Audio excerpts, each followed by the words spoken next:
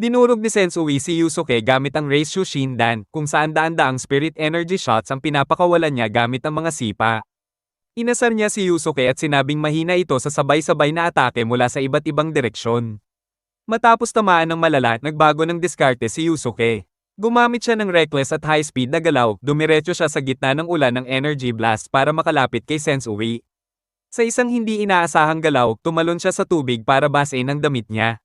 Bumalik siya sa laban, hinubad ang basang damit at ginamit ito para atali ang braso ni Sensui sa sarili niyang braso para hindi ito makaiwas sa mga suntok sa malapitan. Habang nakakalamang si Yusuke sa lakas at dikita na laban, biglang nagbago ang personalidad ni Sensui mula sa mayabang na si Minoru papunta sa malamig at walang awa na si Kazuya. Ipinakita ni Kazuya ang kanyang gun arm, isang weapon na gawa sa spirit energy, at binaril si Yusuke ng malapitan ng paulit-ulit. Sobrang napuruhan si Yusuke at hindi na makalaban. Ipinaliwanag na si Sensui ay may 7 personalidad na nabuo bilang paraan para makayanan ang trauma mula sa nakita niyang kalupitan ng mga tao laban sa mga demonyo. Habang naghahanda si Kazuya na tapusin si Yusuke, dumating si Koenma sa kuweba. Inihanda niya ang kanyang pinakamalakas na move, ang Mafukon, ang energy na matagal niyang inipon sa Pacifier, para gumawa ng barrier at subukang isara ang butas papunta sa Demon World at pigilan si Sensui. Nakialam si Koenma sa sobrang one-sided na laban kay Yusuke at sa Kazuya personality ni Sensui. Ipinakita ni Koenma na ang Pacifier niya ay matagal nang nag-iipon ng spirit energy sa loob ng maraming taon para mabuo ang Mafuukan, ang pinakamalakas na defensive spell sa Spirit World. Plano niyang gamitin ang energy na ito para gumawa ng Kakai Barrier Net na kayang ikulong kahit S-Class demons. Ibig sabihin, pwede niyang isara ang tunnel papunta sa Demon World at ikulong si Sensui doon habang buhay. Pero para magawa ito, kailangan niyang ilabas lahat ng energy na matagal niyang inipon na para sana sa pinakamadilim na oras ng mundo. Kahit delikado ang sitwasyon, nagalit si Yusuke dahil parang inaagawan siya ng laban. Sa isang biglang galaw, sinuntok niya si Koenma at pinatulog ito para pigilan siya sa paggamit ng Mafuukan. Ayaw ni Yusuke na manalo dahil sa sakripisyo ng iba, gusto niya sariling laban niya ito. Dahil wala na si Koenma, bumalik si Yusuke sa laban-laban kay Kazuya. Nagawa niyang lampasan ang Gatling gun arm nito at nagbigay ng sunod-sunod na malalakas na suntok. Inasar pa niya si Kazuya at napansin na kahit brutal ito, kulang ito sa tunay na galing sa martial arts kumpara sa original na Sensui. Ipinaliwanag ni Etsuki na may 7 personalidad si Sensui na ginawa para makayanan ang trauma niya. Pagkatalo ni Kazuya, lumabas ang original na personalidad, si Shinobu Sensui. Biglang nagbago ang atmosphere sa kuweba. Naglabas siya ng napakalakas na gintong aura na tinatawag na sacred energy. Kalma si Shinobu, maayos kumilos, pero sobrang lakas. Madali niyang tinaboy ang mga atake ni Yusuke, pinapakita na ibang level siya kumpara sa ibang personalidad. Sa huli, si Yusuke ay humarap sa tunay na Shinobu Sensui, at na-realize niya na ang kasalukuyang lakas niya ay walang laban sa sobrang lakas ng sacred energy. Ipinagpatuloy ni Sensui ang matinding bagbog kay Yusuke. Sa harap ni Hiei at Kurama, ipinakita ni Sensui ang tunay niyang lakas, ang Sacred Light Aura. Ito ang pinakamataas na uri ng energy na pwedeng makuha ng isang nilalang, at dahil dito, ka-level na niya ang mga S-Class demons. Ipinaliwanag ni Koenma na ang pagmaster ng ganitong power ay karaniwang inaabot ng 40 taon ng matinding training na kahit si Genkai ay hindi naabot. Pero sinabi ni Sensui na nakuha niya ito ng mas maaga dahil sa 7 personalidad niya. Hinati niya ang training sa bawat personalidad kaya parang pinabilis niya ang proseso. Ang personalidad na nasa kontrol ngayon ay si Shinobu, ang pinaka-original at pinaka-pure na may matinding hangarin na husgahan ang sangkatauhan. Habang tuluyang nadodomin na si Yusuke at kahit nabalian pa ng braso, napagtanto ni Koenma na kailangan na niyang kumilos. Inihanda niya ang Mafuukan, ang malakas na seal na matagal niyang inipon sa Pacifier, para ikulong si Sensui. Pero sa isang shocking na pangyayari, hinayaan ni Sensui na gamitin ito. Dahil ang Sacred Light Aura ay Holy Type Energy na compatible sa powers ng Spirit World, nagawa ni Sensui na sirain ang Mafuukan ng madali. Naiwan ang grupo na parang wala ng pag-asa dahil ang pinakamalakas nilang alas ay walang epekto.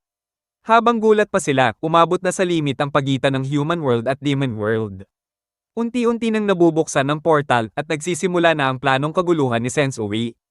Sa huli, kahit wasak ang katawan ni Yusuke at kaharap ang isang S-Class level na kalaban, hindi siya sumusuko at naghahanda para sa huling laban niya. Matapos lumipat si Sensui sa kanyang Sacred Light Armor, si Yusuke ay tuluyang naiwan sa alanganin. Kahit anong pilit ni Yusuke na makatama, ginagamit ni Sensui ang sobrang bilis at Reshoken technique para kontrolin ang laban. Ipinaliwanag ni Sensui na ang tunay niyang goal ay pagbayaran ang kasalanan ng sangkatauhan sa pamamagitan ng pagkamatay sa kamay ng demonyo, pero bago iyon, kailangan muna niyang tanggalin ang kasalukuyang spirit detective. Sina Kuwabara, Kurama, at Hiei ay nakakulong pa rin sa sub-dimension ni Etsuki. At wala silang magawa kundi manood sa nangyayari. Sa sobrang lamig at walang awa na paraan, isa-isang winasak ni Sensui ang katawan ni Yusuke. Sa huling galaw, tumigil si Yusuke sa pagdepensa at hinayaan ang sarili na tamaan, umaasang makagawa ng pagkakataon. Tinanggap ito ni Sensui at tinusok ang dibdib ni Yusuke gamit ang concentrated sacred energy na nagpatigil sa tibok ng puso niya. Habang nawawala ang buhay ni Yusuke, ang sobrang lungkot at galit ng mga kaibigan niya ay nag-trigger ng kakaibang reaksyon. Dahil sa matinding emosyon, nagawa ni Kuwabara na ilabas ang Dimension Sword at hinati ang barrier ni Etsuki, pinalaya ang tatlo. Agad silang tumakbo papunta kay Yusuke pero huli na ang lahat. Si Yusuke Urameshi ay patay na ulit sa pangalawang pagkakataon. Nagtapos ang eksena na wasak ang Team Urameshi, naghahanda na harapin ang walang awa na si Sensui, habang may misteryosong pagbabago na nagsisimulang mangyari sa walang buhay na katawan ni Yusuke. Matapos ang pagkamatay ni Yusuke sa kamay ni Sensui, sina Kuwabara, Kurama, at Hiei ay napuno ng matinding lungkot at galit at gusto lang nila ay maghiganti. Dahil sa emosyon na ito, biglang sumabog ang lakas nila at umabot sina Kurama at Hiei sa A-class level.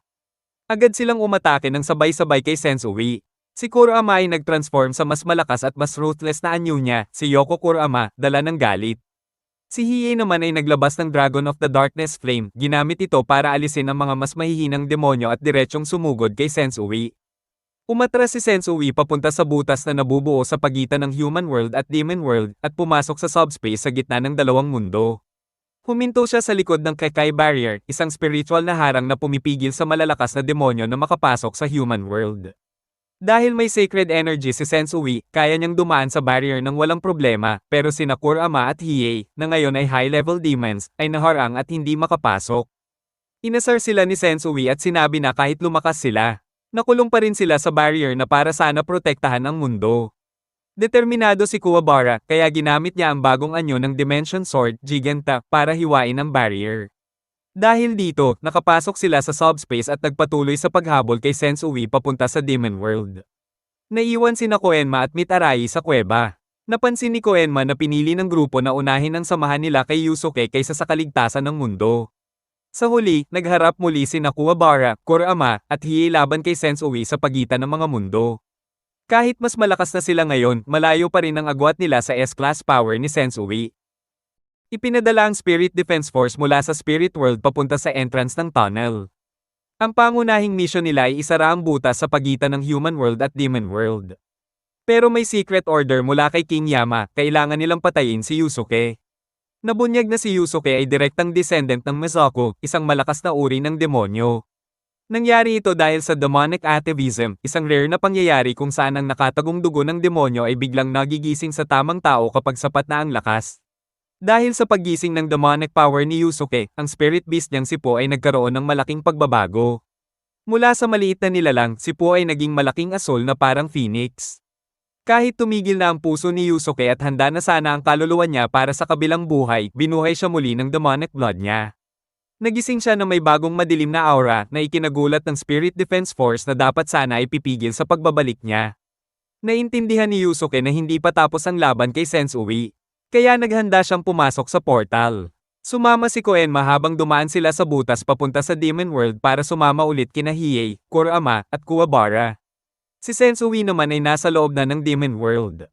Biglang nabuhay si Yusuke sa kuweba.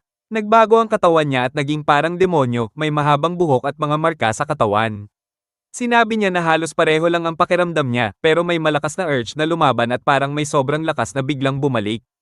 Ginamit ni Yusuke ang bago niyang S-Class Demon Energy para lumipad papunta sa portal at pumasok sa Demon World, kung saan naroon sina Kuwabara, Hiei, Kurama, at Sensui. Pagdating niya, agad niyang ipinagpatuloy ang laban kay Sensui. Naging mas intense ang laban dahil pareho silang lumilipad habang naglalaban sa ere sa ibabaw ng malawak na lugar. Sobrang bilis ng galaw nila, may malalakas na shockwave at nasasaira ang paligid. Habang tumatagal ang laban, napapakita ang estado ng isip ni Sensui. Nagsisimula siyang magduda sa sarili niyang paniniwala habang hinaharap ang sobrang lakas ni Yusuke. Sa gitna ng laban, may biglang misteryosong lakas na kumontrol sa katawan ni Yusuke. Nagbago ang boses at style niya sa pakikipaglaban dahil ang demonic ancestor niya na si Ryzen ay nagsimulang lumabas para siguraduhin na matatalo si Sensui. Habang tuloy ang laban, ang Special Defense Force sa Spirit World ay nagulat at nagpanik sa paglabas ng isang S-Class Demon at na-realize nila na ang sitwasyon ay lampas na sa kontrol nila. Biglang kinontrol ng demonic ancestor niyang si Ryzen ang katawan ni Yusuke. Nagbago ang itsura niya, humaba at pumuti ang buhok at nagkaroon ng mga marka sa balat.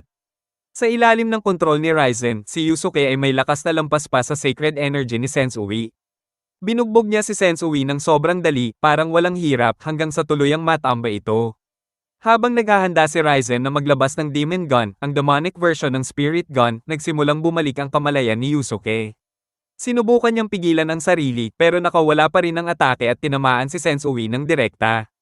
Pagkatapos mabawi ang kontrol sa katawan, galit at hindi kontento si Yusuke. Pakiramdam niya ay hindi niya nakuha ang panalo gamit ang sarili niyang lakas. Lumabas na si Amanuma ay buhay pa. Ginamit ni Koenma ang energy ng mafuukan para ibalik siya sa buhay matapos ang nangyari sa kuweba. Bumalik si Etsuki at ibinunyag na si Sensui ay may malubhang sakit na wala ng lunas at ilang linggo na lang ang buhay niya. Ipinaliwanag ni Sensui na hindi niya talaga balak sirain ang mundo ng tao. Ang gusto niya ay mamatay sa kamay ng isang malakas na demonyo sa Demon World bilang paraan ng pagbabayad sa mga demonyong napatay niya dati. Panatag na ang pakiramdam niya dahil unang beses niyang na-enjoy ang isang laban. Matapos mamatay si Sensui, tumanggi si Etsuki na ipaubaya ang kaluluwa nito sa Spirit World. Ginamit niya ang kapangyarihan niya para dalhin si Sensui sa sariling dimensyon kung saan mananatili silang dalawa magpakailanman. Habang nagsasara na ang portal, sinabi ni Koenma na kailangan nilang umalis agad o maiipit sila sa Demon World. Kahit gusto ni Yusuke na hanapin ang demonyong kumontrol sa kanya, pinili niyang bumalik sa Human World kasama ang mga kaibigan niya. Pagbalik sa templo ni Genkai, pinag-usapan ng grupo ang nangyari. Kahit tapos na, si Yusuke ay hindi pa rin mapalagay dahil sa bago niyang demonic blood at sa misteryo ng kanyang pinagmulan. Ngayon, ang mga taong may kinalaman kay Sensui ay may kanya-kanyang pangwakas.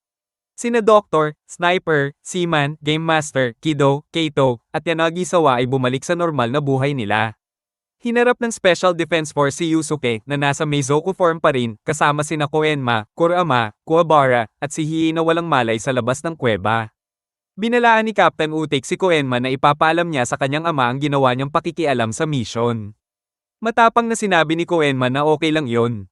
At iparating din na pipiliin niyang manatili muna sa Human World kahit parang temporary exile ito hanggang sa maalis ang utos na patayin si Yusuke.